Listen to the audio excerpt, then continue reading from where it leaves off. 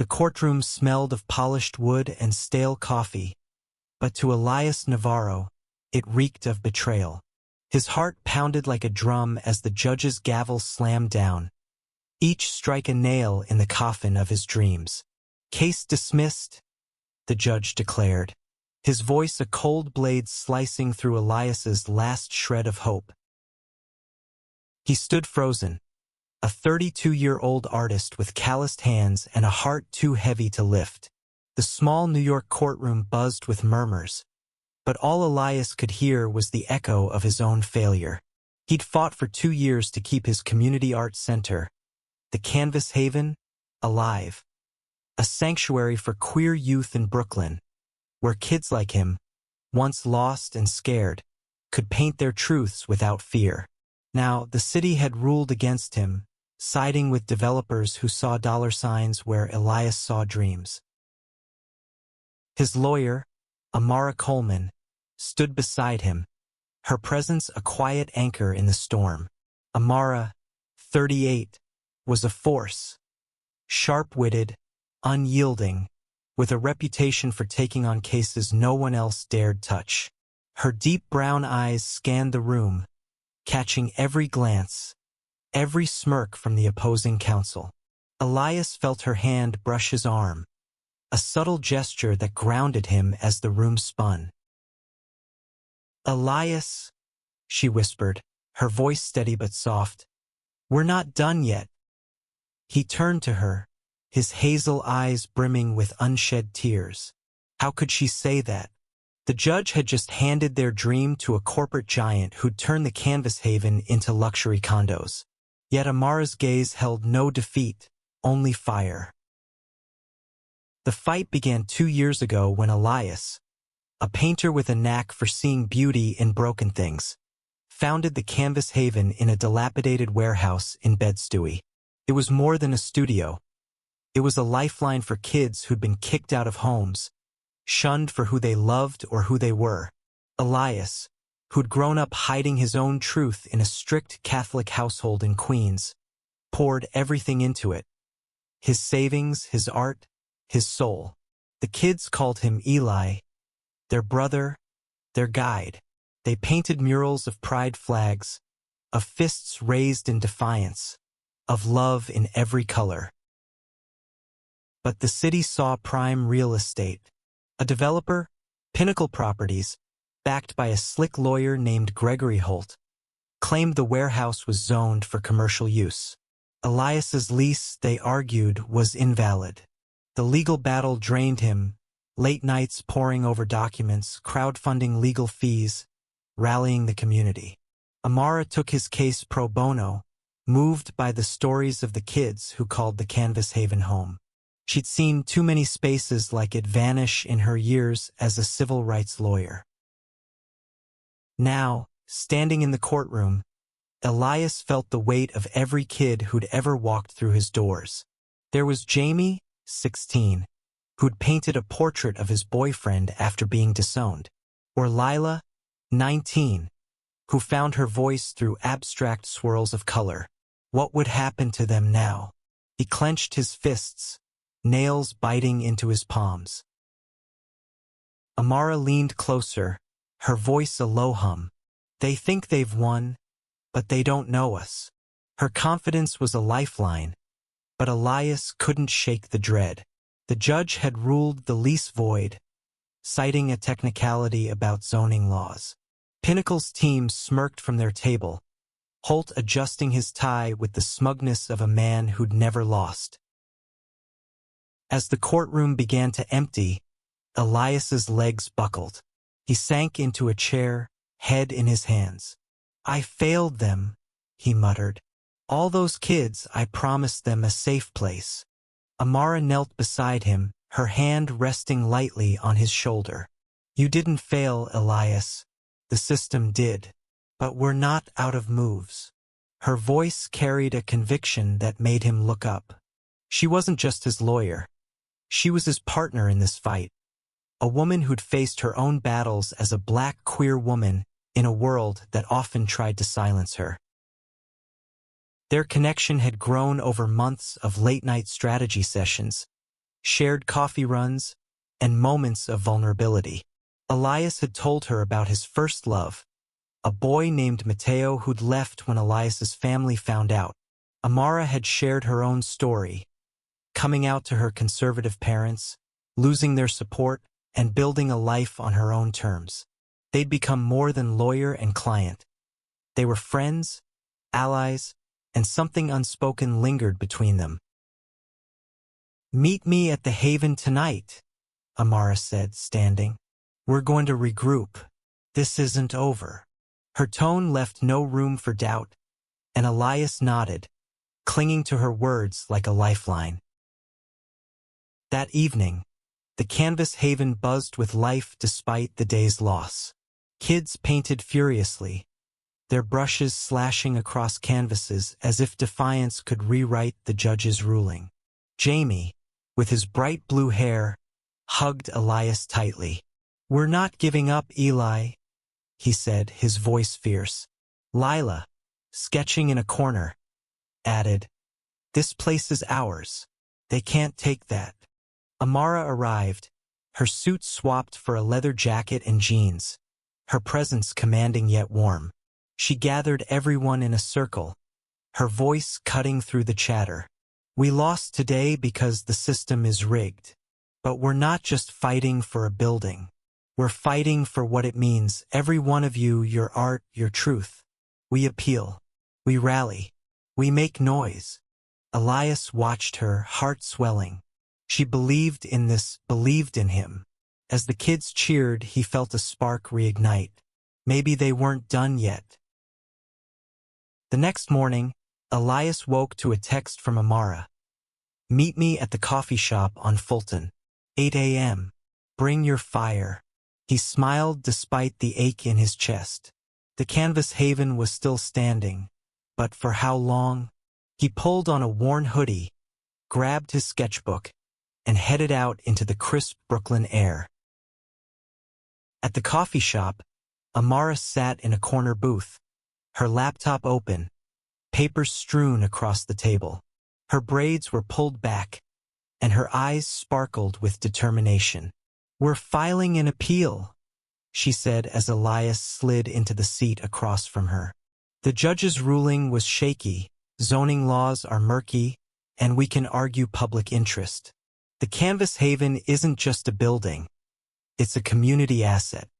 Elias sipped his coffee, the warmth grounding him. "But what if we lose again? I can't keep asking these kids to hope." His voice cracked, and he looked away, embarrassed by the rawness. Amara reached across the table, her hand resting over his. "You're not asking them to hope. You're giving them a reason to. That's what you've always done." Her touch lingered, and Elias felt a jolt. Not just comfort, but something deeper, unspoken. He pulled his hand back, flustered, and she gave him a knowing smile. They spent hours strategizing. Amara outlined the appeal process, explaining how they'd argue that the Canvas Haven served a public good, protecting vulnerable youth. Elias sketched ideas for a community rally, murals, speeches, a march to City Hall. "We need to show them this isn't just about me," he said. "It's about every kid who's ever felt like they don't belong." Back at the Haven, the energy was electric. Jamie organized a group to design protest signs, his boyfriend, Theo, helping with bold slogans like, "Art is our home," and "Love can't be evicted." Lila, usually quiet, took charge of social media, posting photos of the kids' artwork with hashtags that spread like wildfire. By evening, Save the Canvas Haven was trending locally, with messages of support pouring in from across the city. But not everyone was on their side. Gregory Holt, Pinnacle's lawyer, sent a cease and desist letter, accusing Elias of inciting unrest. Amara laughed when she read it. "They're scared," she said, tossing the letter onto the table. "Good. Let them be." That night, Elias couldn't sleep. He sat in his tiny apartment, surrounded by half-finished canvases, and thought about Amara. Her strength, her fire, it was more than professional. He'd caught her looking at him during their meetings, her gaze lingering a moment too long. Was it just camaraderie, or was there something more? He shook his head, pushing the thought away. He couldn't afford distractions, not when the haven was at stake. The next week was a blur of action. Amara filed the appeal, citing precedents of community spaces preserved under public interest clauses. Elias and the kids painted a massive mural on the haven's exterior, a vibrant explosion of color showing queer youth holding hands, their faces fierce and proud. Local news picked up the story, and soon, reporters were knocking, asking for interviews. Elias was nervous, but Amara coached him through it, standing just off camera as he spoke about the kids, the art, the fight. One evening, after a long day of planning, they sat on the haven's rooftop, the city skyline glittering in the distance. Elias opened up about his past, how he'd left home at 17 after his parents found his sketches of Mateo, how he'd survived on odd jobs until he found his calling in art. "I thought I'd never belong anywhere," he admitted, "until I built this place." Amara listened, her expression soft. "You built more than a place, Elias. You built a family." She paused, then added, "I get it. I left home too. My parents, they didn't understand me, not after I came out. But I found my people, my purpose. You're part of that now." Their eyes met, and for a moment, the world stilled. Elias wanted to say something, to reach for her hand, but fear held him back. What if he was misreading her? What if he ruined the one partnership keeping him afloat? Before he could speak, his phone buzzed. A text from Jamie, "Eli, check X. They're coming for us." Elias's heart sank as he opened the app. A local politician, backed by Pinnacle, had posted a scathing thread, calling the Canvas Haven a nuisance and its supporters troublemakers. Comments flooded in, some supportive, others vicious. One stood out, "Queer kids don't need a clubhouse. They need to grow up." Elias's hands shook. Amara took the phone, her jaw tightening. "They're trying to scare us," she said. "But they don't know who they're messing with." She stood, pulling him to his feet. "Let's fight back. Harder." The rally was set for a Saturday, and Brooklyn came alive with color and noise. Hundreds gathered outside the Canvas Haven, holding signs painted with rainbows, fists, and hearts. Elias stood on a makeshift stage, his voice trembling as he spoke into a megaphone. "This isn't just about a building," he said, his words echoing off the warehouse walls. "It's about who we are, who we love, and the right to exist without fear." The crowd roared, and Elias felt a surge of pride. Jamie and Theo led a chant, "Save our home! Save our home!" while Lila live-streamed the event, her phone capturing every moment. Amara stood beside Elias, her presence steadying him. She wore a bright purple scarf, a nod to the queer community's resilience, and her smile gave him courage. But the opposition was there too.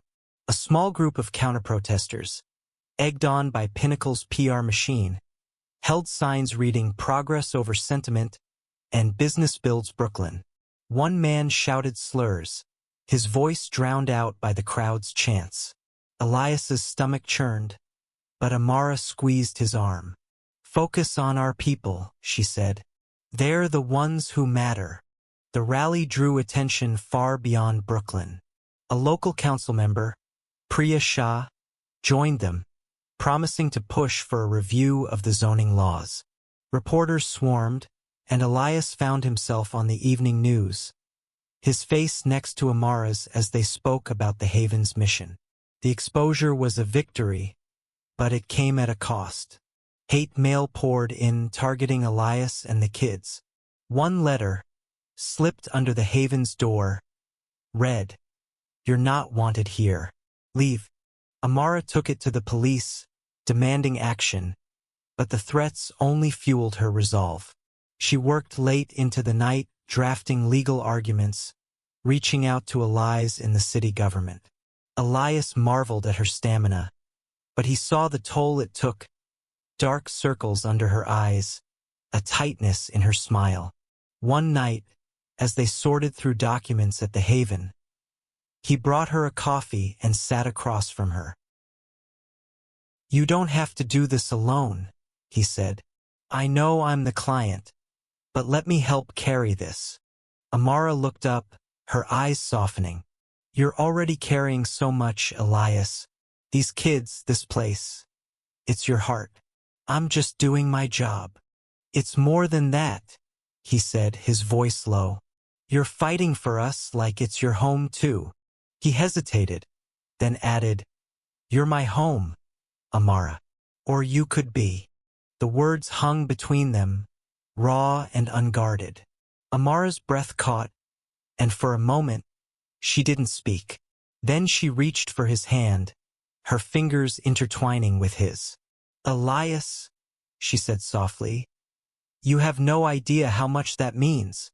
Before they could say more, Jamie burst in, his face pale. "Eli, there's a problem. The city's sending inspectors tomorrow. They're saying the building's unsafe." Elias's heart sank. It was another tactic, another way to shut them down. Amara stood, her jaw set. "They want to play dirty? Fine. We'll be ready." The next day, the inspectors arrived, clipboards in hand, flanked by a Pinnacle representative. Amara was there, armed with a stack of safety certifications Elias had secured months ago. The inspectors found no violations, but the Pinnacle rep, a woman named Claire Voss, smirked. "This isn't over," she said before leaving. That night, Elias and Amara sat with the kids, planning their next move. The appeal was moving slowly, and Pinnacle was pulling every string to pressure the city. But the community was growing. Artists, activists, even local businesses pledged support. A bakery donated pastries for the kids. A musician offered to perform at their next rally. Elias felt hope, fragile but real. As the night wound down, Amara stayed behind. They sat on the Haven's floor, surrounded by half-finished murals. "I meant what I said," Elias whispered. "About you being home." Amara smiled, her hand finding his again. "I feel it too," she said. "But we've got a fight to win first." Her thumb brushed his knuckles, and Elias's heart raced. For the first time in weeks, he felt like he could breathe. The weeks that followed were a whirlwind. The appeal gained traction, with Priya Shah lobbying the city council to recognize the Canvas Haven as a cultural landmark. Amara worked tirelessly, her office a chaos of legal briefs and coffee cups. Elias threw himself into community outreach, organizing art workshops and open mic nights to keep the Haven alive in the public's eye. But Pinnacle fought back harder.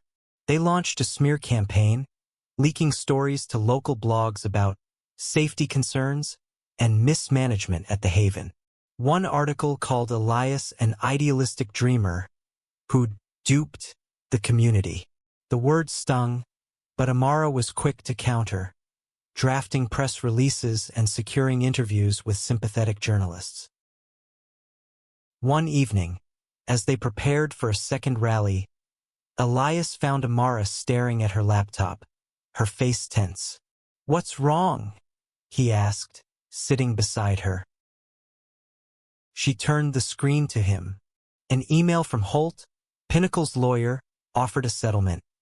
Elias could keep the Haven if he agreed to relocate to a smaller, city-approved space in a less desirable neighborhood. "It's a trap," Amara said. "They want to push you out of Bed-Stuy, away from the community you've built." Elias's fists clenched. "I'm not leaving." This is our home. Amara nodded, her hand finding his. Then we keep fighting, she said. Her touch was steady, and Elias felt a warmth he hadn't known he needed. The second rally was bigger, louder, fiercer. Thousands filled the streets, their signs a sea of color. Jamie and Theo performed a spoken-word piece about love and resistance, their voices raw and powerful. Lila's live stream reached viewers across the country, and donations poured in. Elias spoke last, his voice steady despite the lump in his throat. This isn't just about saving a building, he said. It's about saving our right to be seen, to be heard, to be loved. The crowd erupted, and Amara stood beside him, her hand brushing his. As they stepped off the stage, a reporter asked, "What's next for the Canvas Haven?" Before Elias could answer, Amara spoke. "We're taking this to the state level if we have to. This fight is bigger than Brooklyn." That night, they celebrated at the Haven, music blasting, kids dancing among the canvases. Elias and Amara sat in a quiet corner, sharing a beer. "You were amazing today," he said, his voice soft. "I don't know how to thank you." "You don't have to," she said, her eyes meeting his. "This is what I do. Who I am." She paused, then added, "And who I'm with matters too." Her words hung in the air, and Elias felt his heart skip. He leaned closer, their shoulders brushing, but before he could speak, a crash echoed from the back of the warehouse. They ran to find a shattered window, a brick lying among the glass. Scrawled on it in Sharpie, "Fags don't belong here." Elias's blood ran cold. Jamie, nearby, stared at the brick, his face pale. Amara knelt beside him, her voice calm but firm. "This is fear talking," she said, "and we're stronger than fear." The police came, took photos, promised to investigate. But Elias knew Pinnacle was behind it. Maybe not directly, but their rhetoric had fueled this hate. He felt helpless, but Amara's resolve didn't waver. "We're not backing down," she said, her hand on his arm. "Not now, not ever." The next day, they found security footage showing a masked figure throwing the brick. Amara sent it to the police and the media, framing it as evidence of Pinnacle's campaign of intimidation. The story exploded, and public support for the Haven surged. But so did the threats. Elias's phone buzzed with anonymous texts. "Leave or else." He showed them to Amara, who insisted on hiring security for the Haven. As the appeal date approached, Elias and Amara grew closer, their bond deepening through shared battles and quiet moments. One night, as they painted a new mural with the kids, Amara laughed at Elias's terrible attempt at a rainbow. "You're hopeless," she teased, smudging paint on his cheek.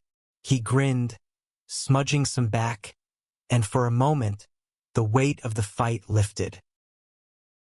But the fight was far from over. Holt called a meeting, requesting a mediation session before the appeal hearing. Amara warned it could be another trap, but Elias agreed. "I want to look him in the eye," he said. "I want him to see who he's trying to erase." The mediation room was sterile, all glass and steel, a stark contrast to the vibrant chaos of the Canvas Haven.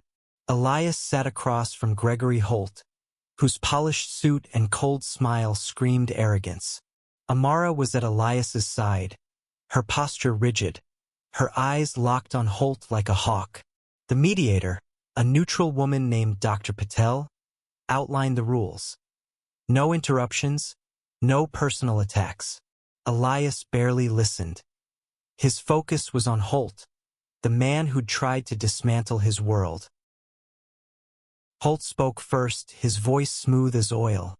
"Mr. Navarro, Pinnacle is prepared to offer a generous relocation package. A new space, fully funded, in a quieter part of the city. You'd be wise to take it." Elias's jaw tightened. A quieter part? You mean a place where we're out of sight, out of mind. The haven belongs in Bed-Stuy, with the kids who need it. Holt smirked. You're clinging to sentiment. The city needs progress, not a clubhouse for. He stopped, catching himself, but the word hung unspoken. Freaks. Elias's blood boiled, but Amara's hand on his arm kept him steady. Mr. Holt, Amara said, her voice cutting like a blade. The Canvas Haven is a documented community asset, serving at-risk youth. Your client's actions, intimidation, smear campaigns, vandalism, violate public interest. We have evidence and we'll use it. Holt's smile faltered, but he recovered quickly. Allegations, Ms. Coleman. Nothing more. The mediator steered them back to the offer, but Elias refused to budge. The meeting ended in a stalemate, but Elias felt a spark of triumph. He'd faced Holt and held his ground. Outside, Amara pulled him aside. You were fierce in there, she said, her eyes warm. I'm proud of you. Elias blushed, his heart racing. I couldn't have done it without you, he said. Their hands brushed, and for a moment, the world narrowed to just them. The appeal hearing was set for a week later, and the pressure mounted. Amara worked around the clock, refining arguments, gathering testimonies from the kids and community leaders. Elias focused on keeping the haven alive, hosting art classes and support groups despite the looming threat of eviction. The kids were his strength, Jamie's fierce determination, Lila's quiet resilience, Theo's unwavering optimism. They painted a new mural, a massive heart with the words, "We are enough," in bold letters.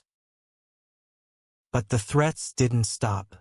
Another brick came through the window, this time with a note. Last warning. Elias's hands shook as he showed it to Amara. She called the police, but her real response was action. She organized a press conference, inviting every major outlet in the city. Elias spoke, his voice raw but steady, about the haven, the kids, the hate they faced. Amara stood beside him, her hand grazing his, a silent promise of support. The press conference went viral. Celebrities shared Save the Canvas Haven, and donations poured in, enough to cover security and legal fees for months. But Pinnacle didn't back down. They leaked a doctored photo of Elias at a protest, making it look like he'd incited violence. The lie spread fast, and Elias felt the walls closing in. That night, he broke down in Amara's office. I can't keep doing this, he said, tears streaming. They're tearing us apart. Amara knelt beside him, her hands cupping his face. They're trying to break you because you're strong, she said. But you're not alone. I'm here. We're here. Her words were a lifeline, and Elias leaned into her touch, their foreheads touching. Amara, he whispered. I don't know what I'd do without you. She smiled, her eyes glistening. You'll never have to find out. The moment was interrupted by a call from Priya Shah. The city council had agreed to an emergency hearing to review the zoning laws. It was a small victory, but it meant the fight was far from over. Elias and Amara returned to the haven, where the kids were waiting, their faces a mix of fear and hope. We're still here, Elias told them, his voice firm, and we're not going anywhere. The appeal hearing was a battleground. The courtroom was packed. Kids from the haven, community supporters, reporters, even a few city officials. Elias sat at the plaintiff's table, his heart pounding, Amara beside him, her presence a steady flame.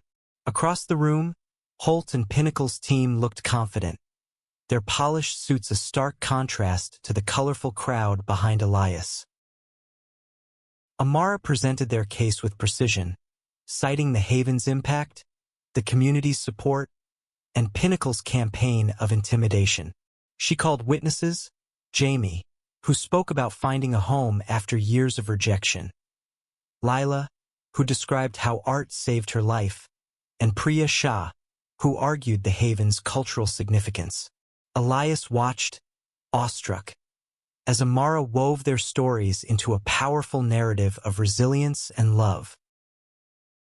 Holt countered with technicalities, claiming the zoning laws were clear and the haven's lease invalid.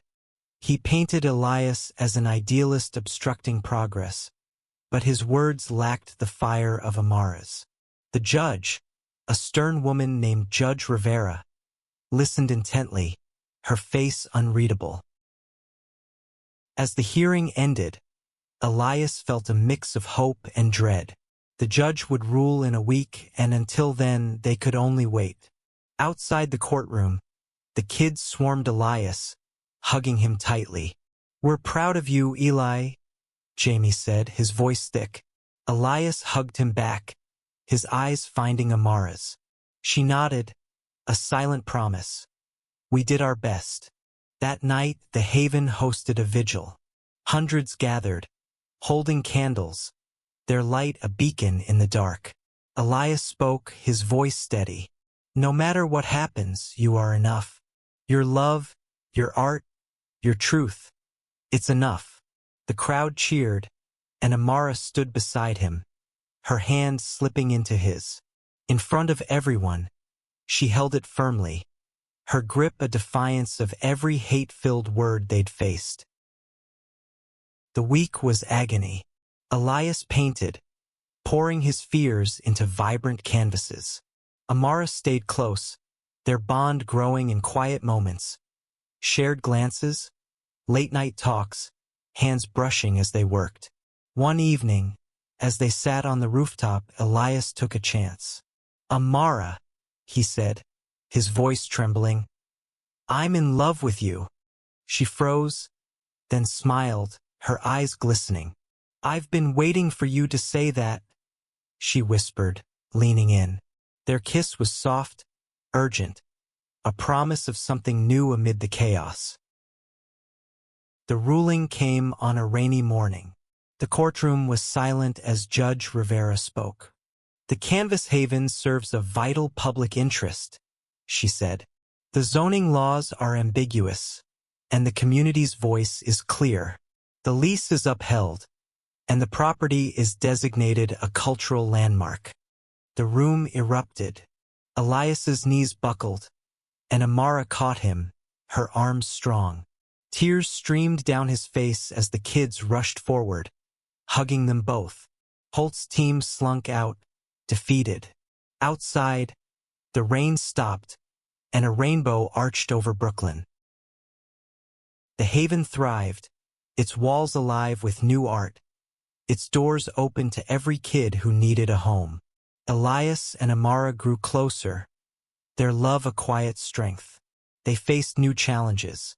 Funding, repairs, the occasional hate mail, but they faced them together, hand in hand. Years later, Elias would remember that courtroom moment.